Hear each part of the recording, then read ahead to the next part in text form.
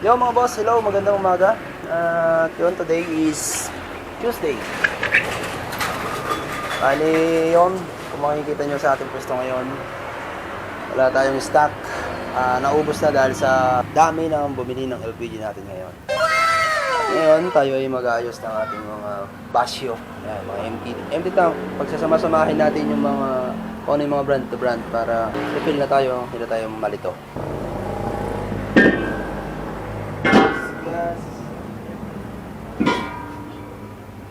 Tayo ay nakaubad ngayon dahil sa sobrang init mga boss.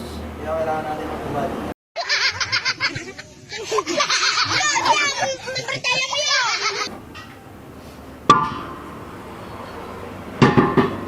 Diet.